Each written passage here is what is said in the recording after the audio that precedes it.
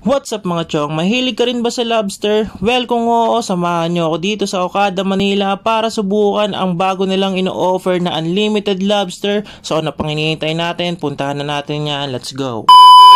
Nandito ako ngayon sa Medley Buffet 2.0 para subukan ang unlimited lobster nila for only 3,488. Matitikman mo na ang iba't ibang uri ng seafoods, lobster at marami pang iba mga pare. Meron din sila ditong sushi station, iba't ibang sushi, hindi ko alam ibang tawag dyan pero solid dyan mga pre.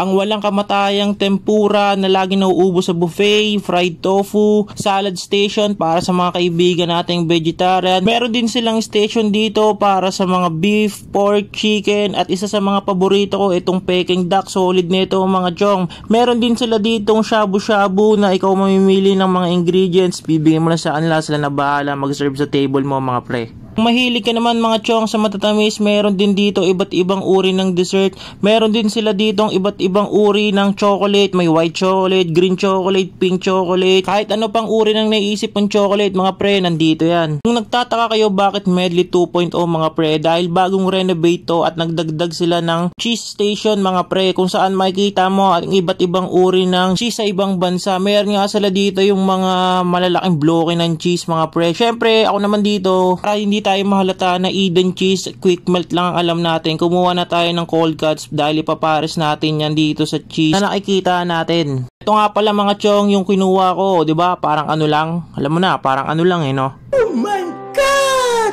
Ito nga pala mga chong yung preserve ng lobster nila. Nagpaluto kami ng garlic butter at saka yung Singaporean style. Itong kinakain ko dito mga chong, ito yung Singaporean style. Grabe mga pre, napakasariwan na lobster nila dito. Sabi nila kasi gumihiwalay daw yung laman dun sa shell. Sariwa daw yun, pero di ko sure kasi sabi lang nila yun. Nga pala mga pre, nagsaserve lang pala sila dito ng unlimited lobster every dinner time. And open sila dito daily. I-check nyo na lang din yung website nila kung may bagong update.